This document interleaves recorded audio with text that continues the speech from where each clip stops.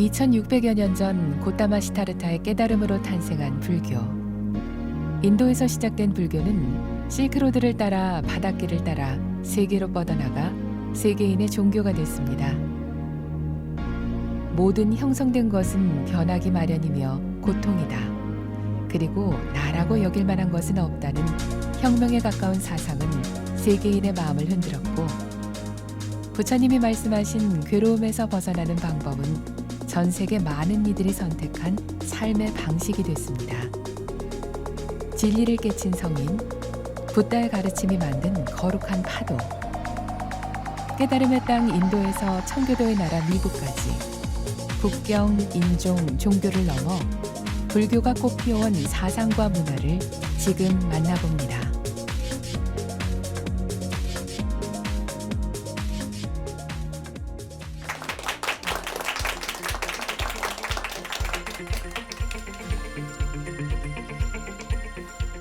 여러분 안녕하십니까? 이번 시간에는 대승불교라고 하는 주제로 말씀드리도록 하겠습니다.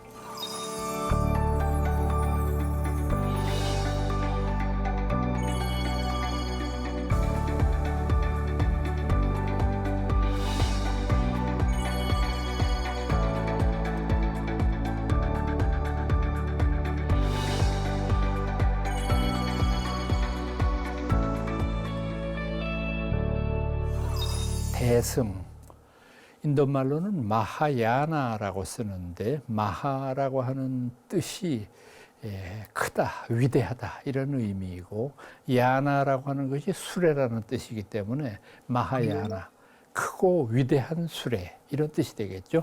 부처님 가르침을 수레에 비유해서 당신들은 매우 훌륭한 가르침을 전수받고 있는 그런 사람들이다 이런 뜻이 되겠고, 또 그 대승에 대한 반대말로는 소승이 연상이 되는데, 자주 그 대승불교의 문헌에 보면은 소승을 깔보는 듯한 언사, 그리고 소승들의 잘못을 지적하는 그런 표현들이 많이 나오는데, 구체적으로 그때의 소승이 누구를 가리키느냐 하는 것은 명확하지가 않습니다.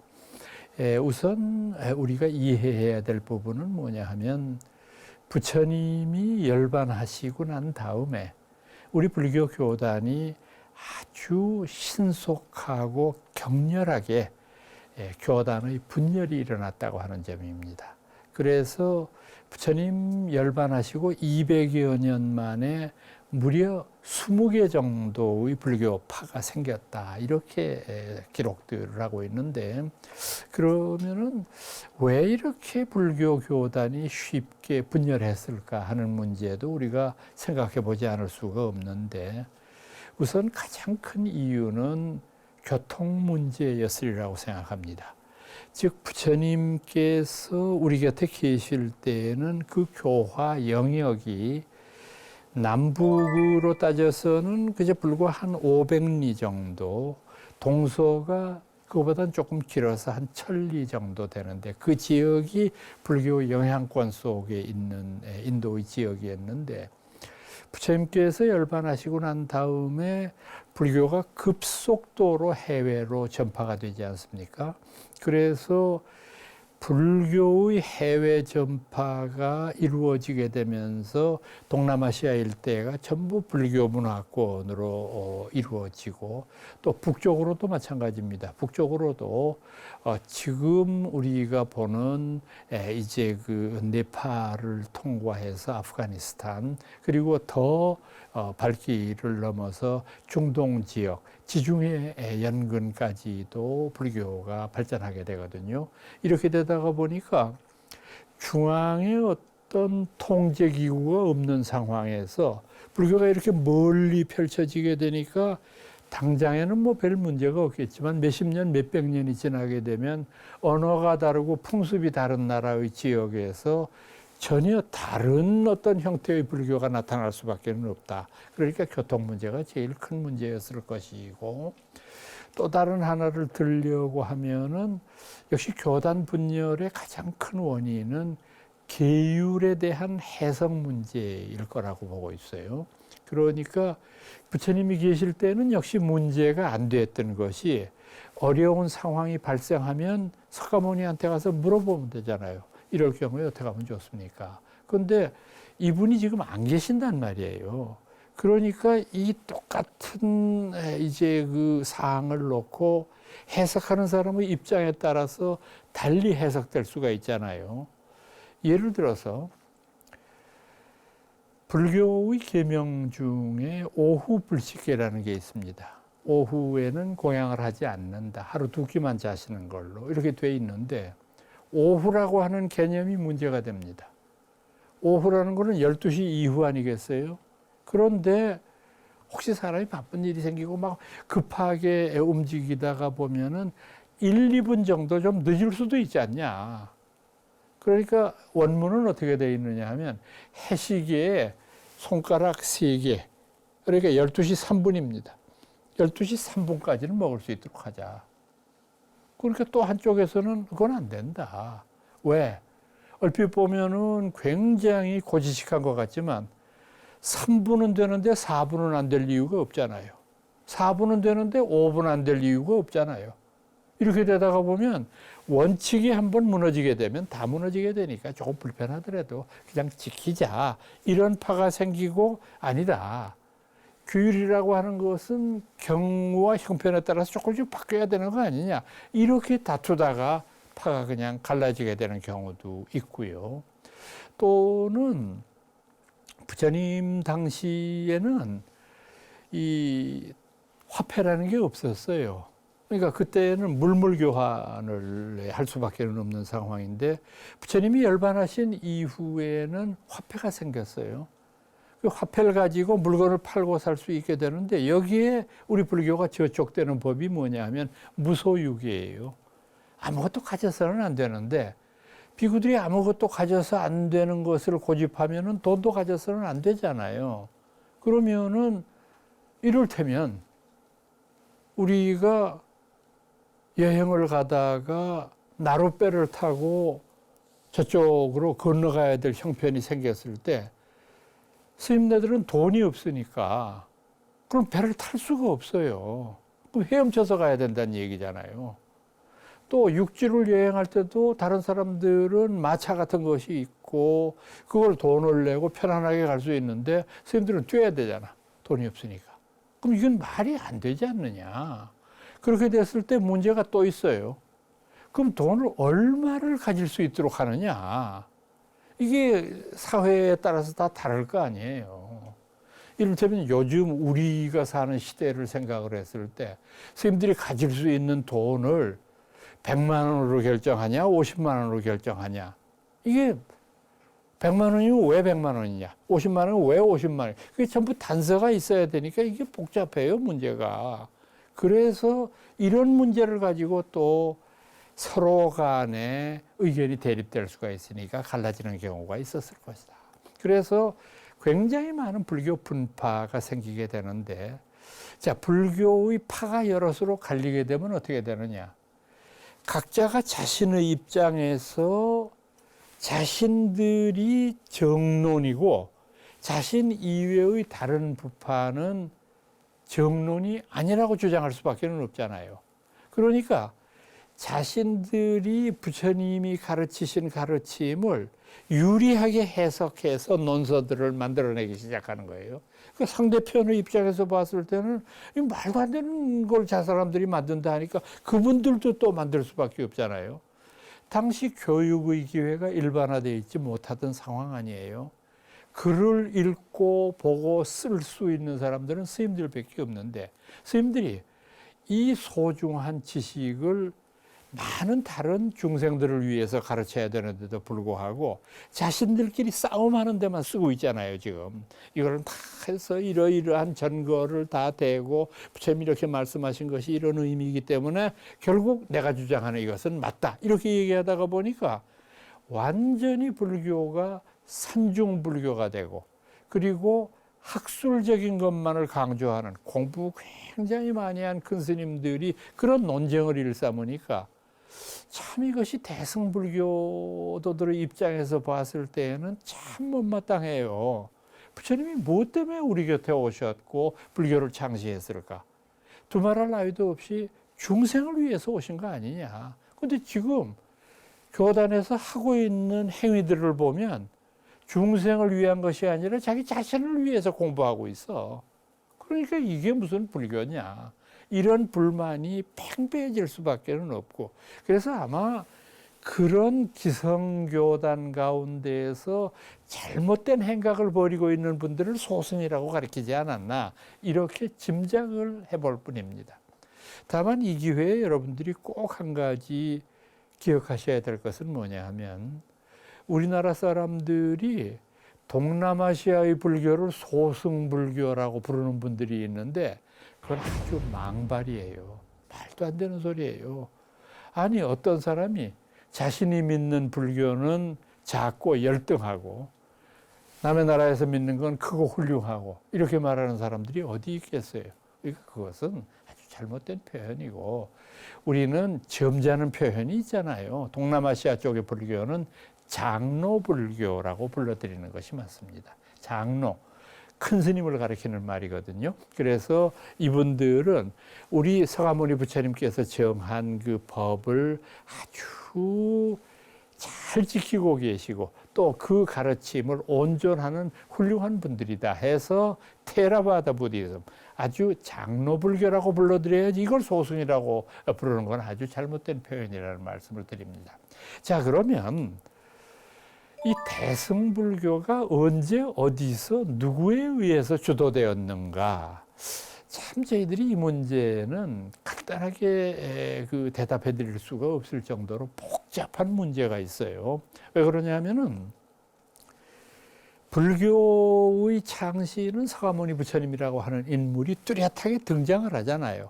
근데 대승불교는 뚜렷한 어떤 한 인물이 등장하지를 않아요.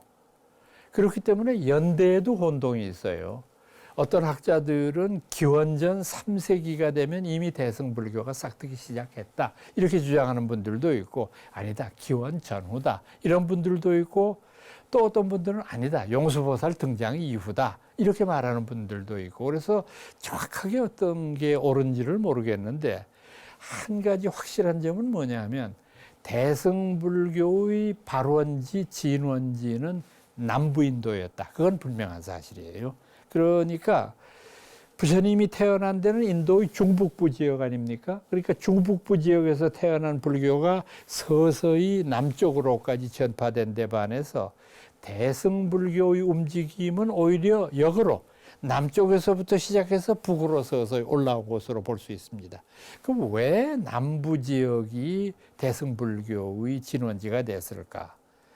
거기에는 두 가지를 고려해야 돼요. 재정적인 문제와 정치적인 안정, 이 두 가지를 고려해야 돼요. 왜냐하면은 이 위대한 종교운동이라고 하는 것은 결코 정치적인 안정이나 경제적인 뒷받침이 없으면은 이건 이룩될 수가 없는 거거든요. 사람들이 먹고 사는 것에 혼입팔려 있는 상황에 어떻게 우리가 종교적인 어떤 개혁을 논의할 수 있습니까? 그런데 중부, 북부 인도에 비해 봤을 때 남부 인도는 굉장히 정치적인 안정이 오래전부터 이루어왔어요. 그 까닭은 뭐냐면, 여러분 인도 지도 한번 머릿속으로 연상해 보세요. 인도의 그 북부 지역은 아주 옛날부터 많은 이민족들의 침입이 자주 있었어요. 그러니까 그 일대가 중동 지역하고 아주 가깝지 않습니까? 그러다가 보니까 이슬람이라고 부르는 종교를 믿고 있던 이들이 가끔 가다가 인도 쪽으로 침범해 들어오기도 하고, 그래서 이 중북부 지역은 늘 언제나 정치적으로 혼란스럽고, 정치적으로 혼란스럽다가 보니까 경제적인 번영을 누릴 수가 없는데, 그에 비해 보면은 남부 인도는 육로로 교통을 하는 것이 아니라 바다를 통해서 해상 무역을 하지 않습니까? 인도 서부에 있는 최대 항구는 뭄바이라고 그러지 않습니까? 근데 그 인도의 서부 지역의 뭄바이는 말 그대로 국제적인 도시거든요. 그 옛날에도 거기는 유럽을 오고 가는 무역선들이 빈번하게 움직였던 데고, 또 인도 동부에 있는 최대 항으로는 캘카타 같은 데가 있지 않습니까? 캘카타, 지금도 세계 최대의 도시죠. 인구가 2천만이니까. 거기에서 주로 중국이나 동남아시아 쪽으로 이 무역선이 오고 가니까 굉장히 엄청난 부가 쌓일 수밖에 없고, 또 그러다가 보니까 이 부를 뒷받침하는 정치적인 안정이 있었어요. 이 기원 후에 남부 인도를 지배한 왕조는 안드라 왕조라고 하는 데인데요. 이 안드라 왕조는 막강한 경제력을 바탕으로 해서 정치적으로 평온했기 때문에 이런 대승불교와 같은 운동이 일어나기가 아주 쉬웠을 것이라고 생각을 합니다. 그런데 이 대승불교가 그야말 맞다나 많은 이들의 사랑을 받고 불교의 개혁이라고 하는 중심 사상을 이룩한 데에는 용수라고 하는 위대한 분의 등장이 필요합니다.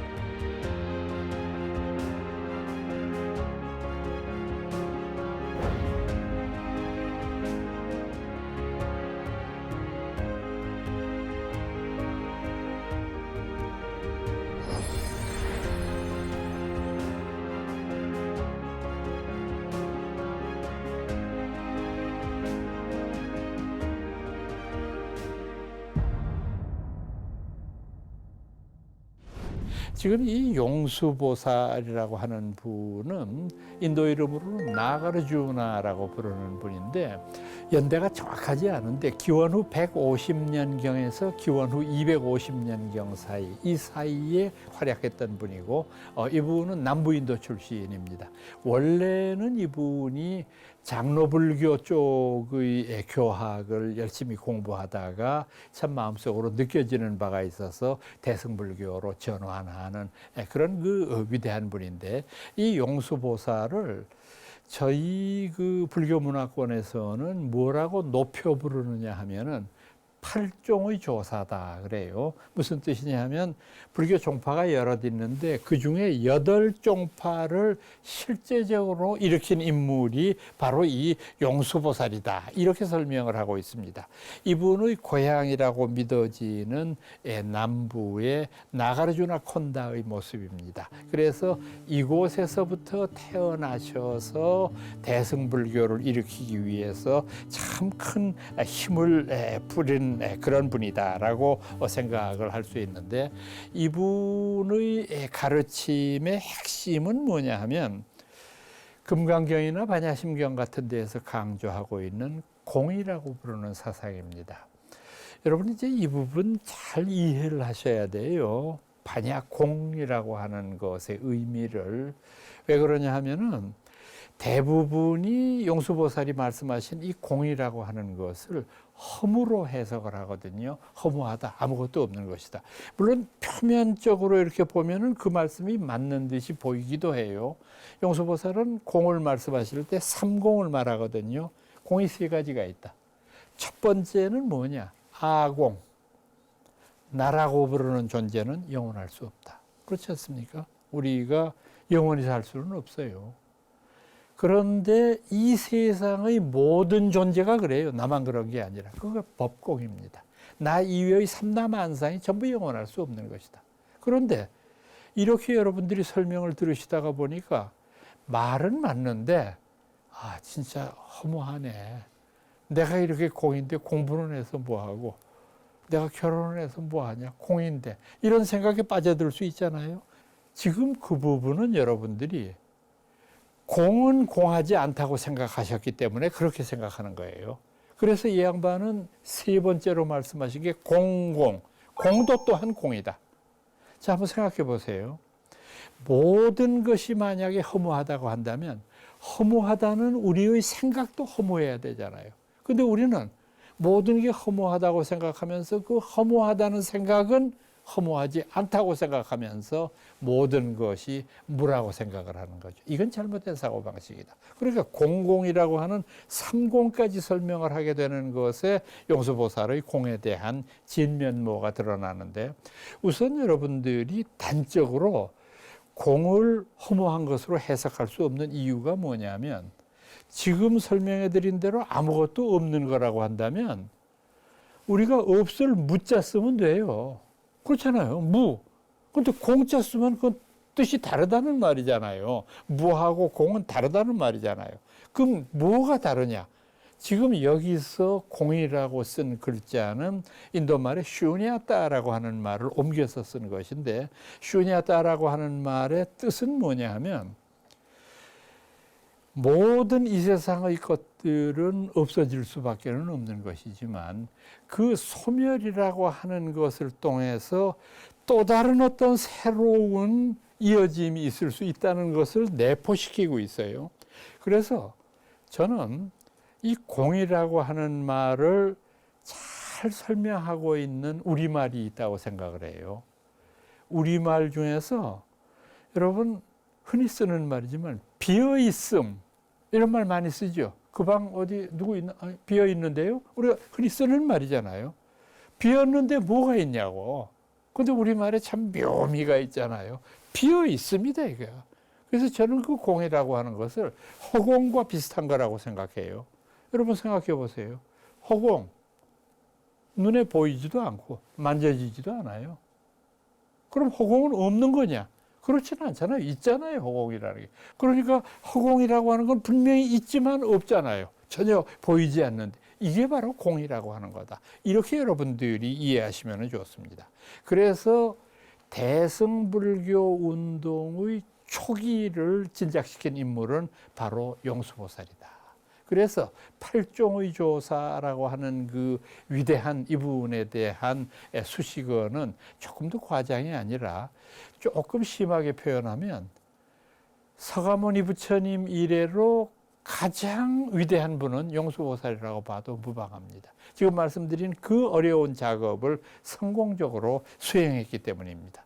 이 용수보살 이후에 등장한 사람이 무착세친이라고 부르는 사람인데 무착, 아상가라고 부르는 분이고 세친, 바수반두 이렇게 부르는 분인데 이 두 분은 지금 보고 계시는 대로 페샤와르 출신입니다.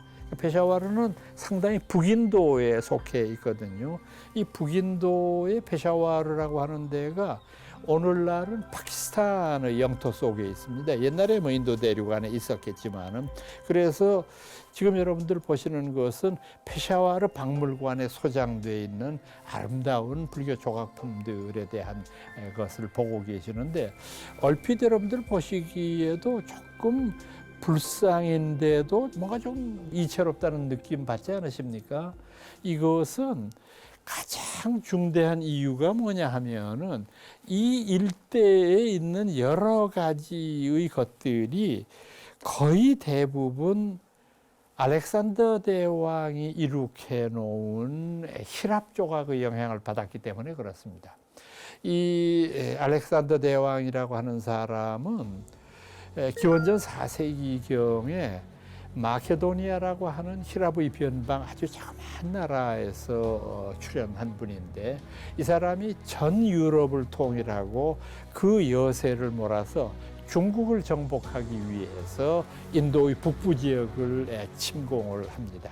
인도는 처음으로 서양 사람들의 지배를 받게 된 거예요. 알렉산더는 죽었지만 알렉산더가 히랍 사람들을 북부 인도를 통치하도록 괴뢰 정부를 세우고 죽었거든요. 그렇기 때문에 이 인도 사람들이 처음으로 히랍의 그냥 여러 그 조각들을 보게 되는데, 지금 여러분들이 보고 계시는 대로 간다라의 불상, 특히 그 제일 좌측의 불상은 아무리 봐도 저것이 부처님이라기보다는 히랍 사람을 연상시키는 그런 그림 아닙니까? 아마 이제 이런 것들이 간다라 미술의 특징이라고 볼 수 있겠고, 그래서 간다라 지역의 영향을 가장 많이 받을 때가 언제였느냐 하면은 인도에 쿠샨 왕조라고 하는 사람들이 들어서고 그곳에 카니시카라고 하는 임금이 들어섰을 때 그 영향을 제일 많이 받았는데,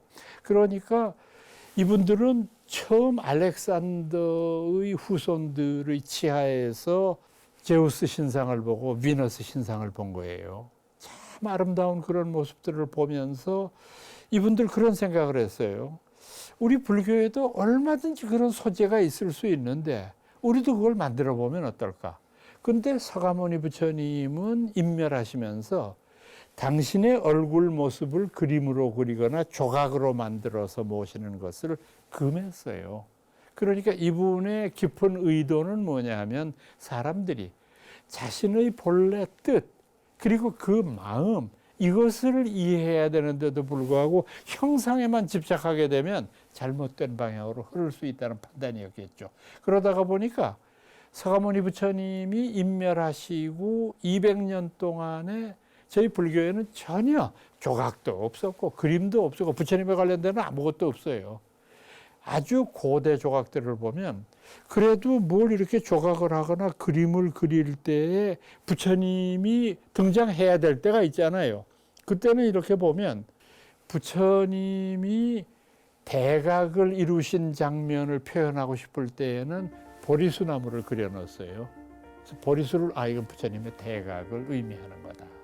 또 부처님께서 법을 설하는 그런 장면, 여러 제자들 앞에서 설명하는 그런 장면이 있을 때에는 법륜이라는 걸 새겨놨어요. 법륜, 수레바퀴요.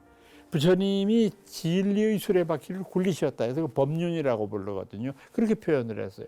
그러다가 이때 이르러서 이분들도 이제 조각을, 불교 조각을 만들기 시작한 거예요. 그래서 부처님의 모습이 꼭 히랍 사람 같이 이렇게 묘사가 된 것이 간다라 초기의 미술이에요. 그러다가 이 간다라의 불상들이 나중에 인도적인 모습으로 정착하는 것을 우리가 마투라의 불상이라고 부릅니다.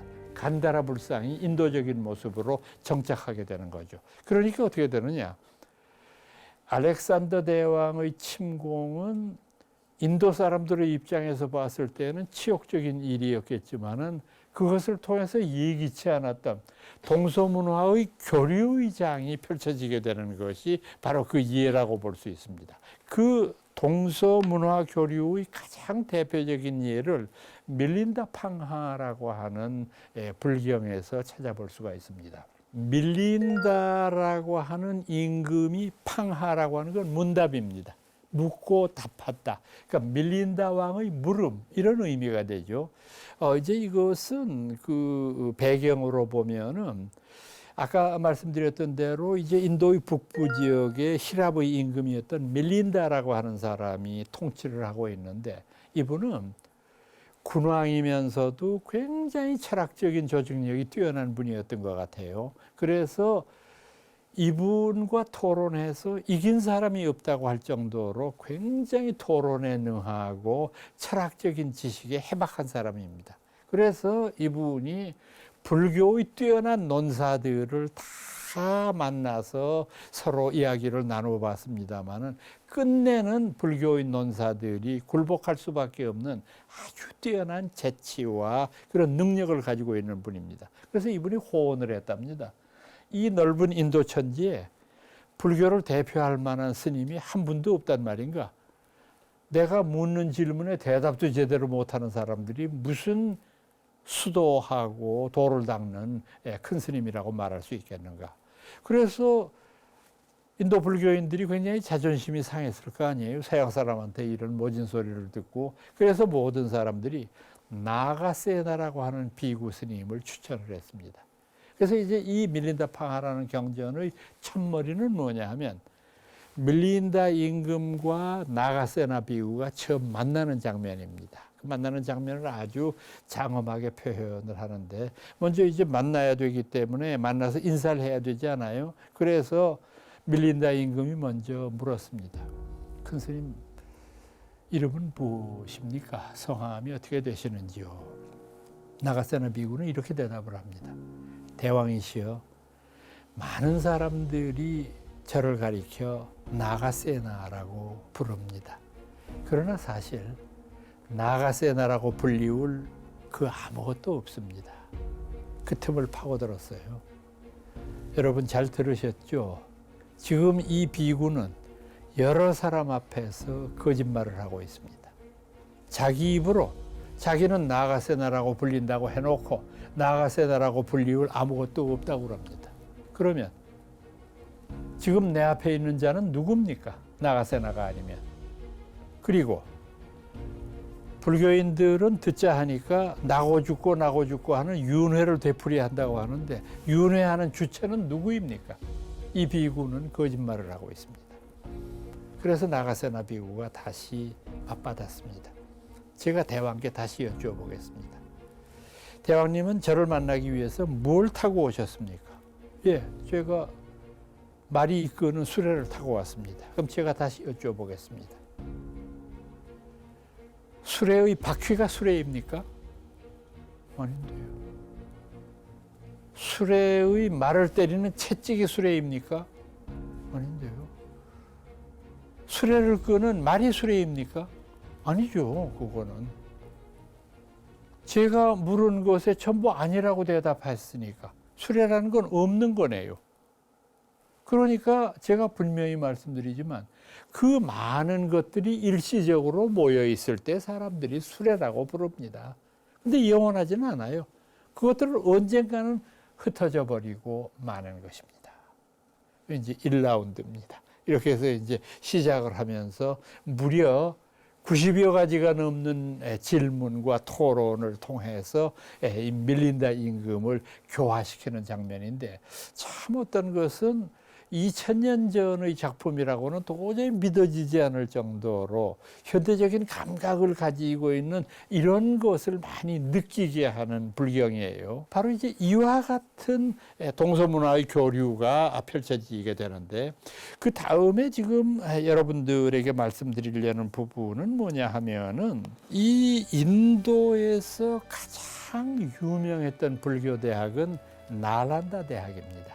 이 나란다라고 하는 지역은요, 지금 인도 중부 비하르주의 수도인 파트나라고 하는 데서 멀리 떨어져 있지 않은 나란다라고 하는 지역이 있습니다. 그곳에 세워진 대학인데, 기록에 의하면은 이 나란다 대학에 가장 번성했을 때에는 공부하는 스님들의 숫자가 5만 명이었다고 기록을 하니까 참 대단하지 않습니까? 중국 사람 중에서 최초로 인도를 다녀온 분은 법편이라고 하는 스님이 있어요. 이 법편 스님이 쓴 책은 불국기라고 하는 책이 있고요.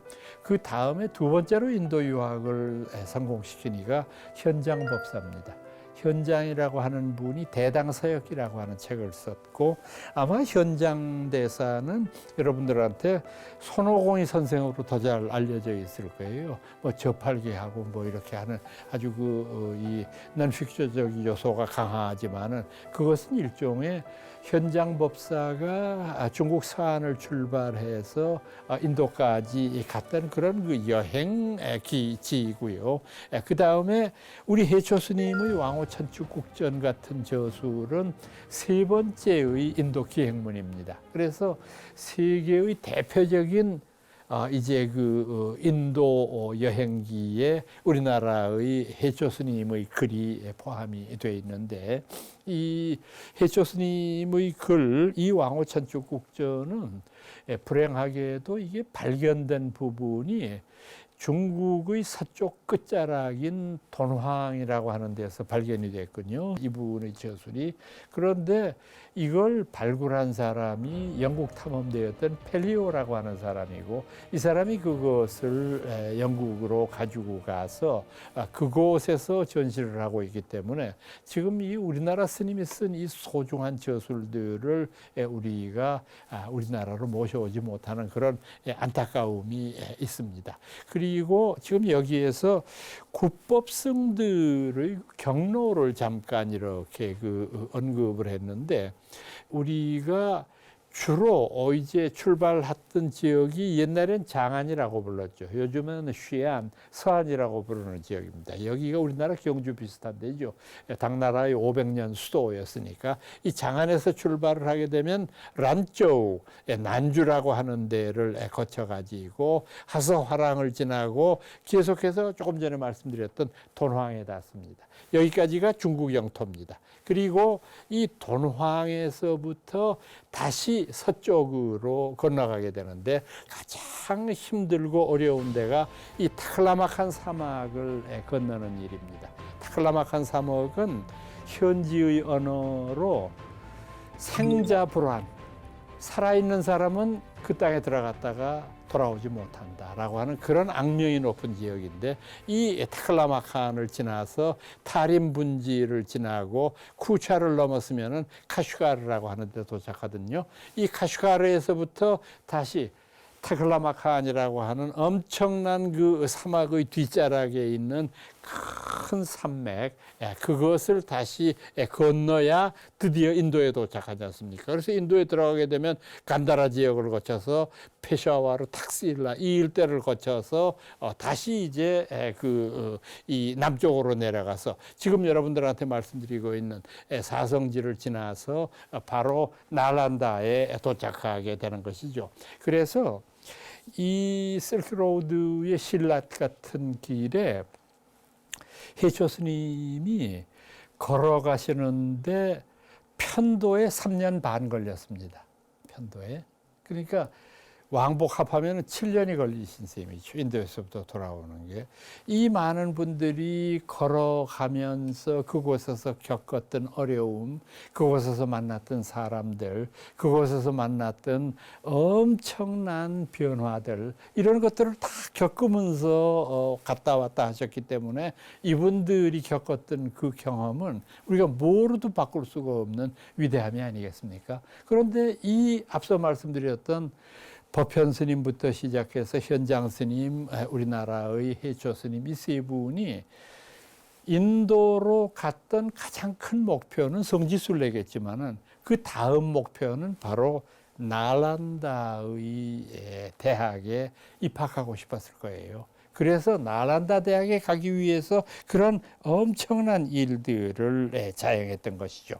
자, 이제 이렇게 그 인도에서 대승불교가 서서히 싹터 오다가 이 대승불교도 굉장히 어려운 고비를 맞게 됩니다. 그건 뭐냐면 바로 인도 대륙의 이슬람을 신봉하는 무슬림들이 침공하기 시작한 건데, 이 무슬림들의 침공은 아주 간헐적으로 기원 후 7, 8세기부터 시작을 해서 10세기가 되면은 상당히 많은 그 영향을 줬던 걸로 저희들이 보이는데, 그러면은 여러분들 보세요. 이 이슬람 교도들이 인도 대륙을 침입해 오기 위해서는 육로로 오는 수밖에 없는데, 육로로 오다가 보면 인도 대륙의 입장에서 봤을 때 제일 피해를 많이 보는 데는 북부 지역이잖아요. 바로 직접적으로 이슬람 교도들의 침입을 받으니까. 또 이 무슬림들은 절대적으로 우상 숭배를 배격하는 사람들입니다. 그래서 세계의 4대 종교 가운데에서 신상을 인정하지 않을 뿐 아니라 이를테면 십자가 같은 상징물도 인정하지 않습니다. 이분들을. 그것 다 우상이라고 생각해요. 그래서 이슬람의 사원을 모스크라고 부르지 않습니까? 여러분들 모스크 안에 들어가 보신 적이 있는지 모르겠는데, 모스크 안에 신발 벗고 이렇게 들어가 보면 그 신전의 제일 가운데 아무것도 없습니다. 십자가도 없고 불상도 없고 아무것도 없고 다만 거기에는 해 알라 오 진리여 이렇게 쓰여 있어요. 그것 이외에는 아무것도 없어요. 그래서 사실은 여러분들이 이슬람이라고 하는 종교도 너무 일부만 보고서 안 좋은 면만을 부각시키는 그런 그 생각들이 있는데 이슬람이 그렇지 않습니다. 참 종교 자체로는 멋쟁이 종교예요. 그러나 이슬람이 침공하면서부터 15세기, 16세기 초반에 이르게 되면 이미 전체의 인도에 모굴 제국이라고 하는 것을 세우는 이런 그 일이 벌어지게 됩니다. 이거는 정치적인 변화일 뿐만 아니라 많은 인도 사람들이 이슬람으로 개종하게 되는 계기를 이루게 됩니다. 그래서 대승불교가 굉장히 인도 대륙에서 위축되는 그런 결과가 되고 아까 여러분들 보셨던 나란다 대학이 13세기 초반에 무슬림들의 방화에 의해서 잿더미로 돌아가는 것은 거의 결정타였다고 볼 수 있는데 이렇게 되다가 보니까 인도 대승불교의 후반부에 밀교가 등장하게 됩니다. 밀교는 딴트리틱 부디즘이라고 하는 그 표현을 쓰는데 비밀스러운 불교라는 뜻이 되는데 이것은 부처님의 깨달음을 언설과 또 그분의 깨달음을 우리들의 행동에 의해서 표현한다라고 보는 이런 사고방식이기 때문에 밀교라고 부르는 거고 이 밀교는 주로 티베트 지역에서 많이 전파가 되었습니다. 그래서 오늘날에도 티베트 불교는 우리가 밀교의 전통을 간직하고 있는 곳이라고 하는데 지금 밀교의 탱화를 보세요. 거의 대부분이 원형으로 표현이 되어 있죠. 이런 것들을 만달라라고 부릅니다. 그러니까 만달라라고 하는 모습은 부처님의 깨달음을 형상으로 표현해보는 이런 아름다운 미술들이 등장하게 되는 것이죠.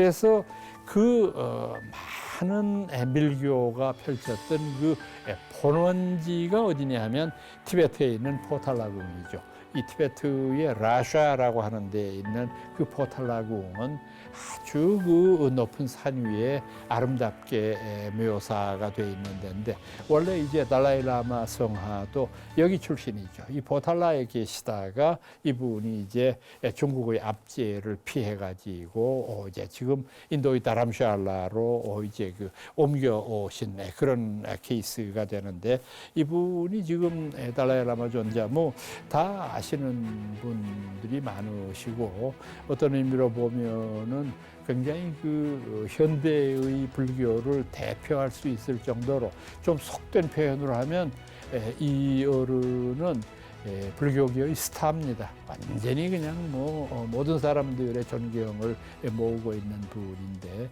지금 달라이라마의 지부는 세계 여러 나라에 다 있습니다.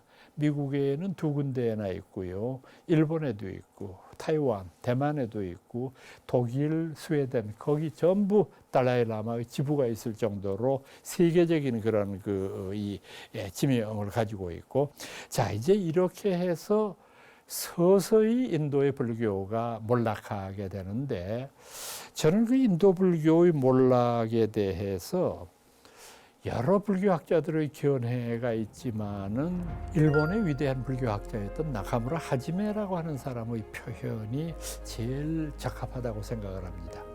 이분은 인도 불교의 몰락을 뭐라고 설명을 했느냐 하면 사람의 죽음에는 타살이 있고 자살이 있고 또 마지막으로는 늙어서 죽는 노년사가 있는데 인도의 불교는 자살도 아니고 타살도 아니다. 이건 자연사다. 늙어서 죽은 거라고 볼 수밖에 없다. 이 말의 뜻이 뭘까 생각해 보세요. 인도의 불교가 무슬림의 침공 앞에서 첫째 무력했고 평화만을 내세우면서 대항을 하지 못했고 그 다음에 이분들의 잔존 세력이 남쪽으로 피신했을 때 남쪽에는 인도의 민족 종교인 힌두교가 버티고 있거든요. 그 힌두교에서 불교인들에게 힌두교로 개종할 것을 요구하죠. 우선 이유가 뭐냐면 힌두이즘의 입장에서 봤을 때 불교가 못마땅했던 것은 첫째 이 사람들이 베다나 우파니샤드의 권위를 인정하지 않아요. 불교가. 제사 드리고 뭐 하는 것들에 대해서 별로 달갑게 생각을 안 하고 또 베다나 우파니샤드 같은 데에서 강조했던 사성제의 사회계급 이것도 불교에서는 부정해요. 그러니까 힌두교 입장에서 보면 불교는 상당히 비인도적인 종교예요. 인도의 모든 사람들이 믿고 있는 이런 것들을 배척하니까. 그래서 이분들이 당하고 있는 고통을 우리가 맡아줄 테니까 우리 안으로 개종해라. 이렇게 표현하게 되는 거죠. 이제 그러다가 보니까 이 인도의 불교가 16세기 이래로 서서히 인도 땅에서 자취를 감추게 되는데 이와 같은 인도의 불교를 부흥시키려고 하는 새로운 운동들이 싹트게 됩니다. 그건 바로 암베드카르라고 부르는 사람입니다. 인도의 그 현대사에 있어서 가장 주목받는 분인데 이 암베드카르라고 하는 분이 그렇게 많은 인도인들의 존경을 받을 수 있는 이유는 이분이 출신 자체가 수드라 출신이에요. 천민 계급의 출신인데 참 탁월한 그 자신의 노력으로 이분이 아주 위대한 업적을 많이 쌓았는데 이분이 또 불교 신자예요. 그래서 자기 자신이 수드라기 때문에 더 그랬는지도 몰라요. 모든 생명의 평등을 주장하는 불교야말로 새롭게 조명돼야 된다라고 하는 불교 부흥운동을 일으켰던 장본인입니다. 그렇게 해서 이분이 인도의 나가푸르에서 이제 그 불교로 많은 힌두교도들이 개종하는 의식을 거행한 적이 있고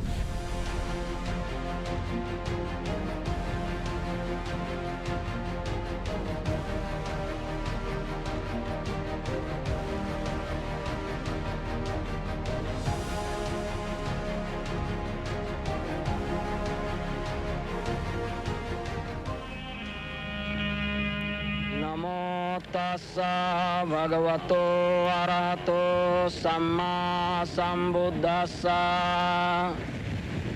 Namo tassa bhagavato arahato samma sambuddhassa Namo tassa bhagavato arahato samma sambuddhassa 그래서 지금 현재까지의 상황으로만 봤을 때는 인도에서 불교가 다시 일어날 수 있는 가능성은 굉장히 농후하다고 보지만 두드러지게 눈에 띄는 것은 아직 보이지 않는데 그럼에도 불구하고 저희가 인도 불교가 다시 일어날 수 있다고 하는 확신은 있습니다. 왜냐하면 인도가 21세기를 사는 지금까지도 여전히 사성제의 계급 속에 신음받고 있는 형국이기 때문에 이런 불교의 선언은 굉장히 많은 호응을 얻을 수 있다고 보고 또 이런 것들이 점차 구체화되고 있는 몇 가지의 표징들이 있는데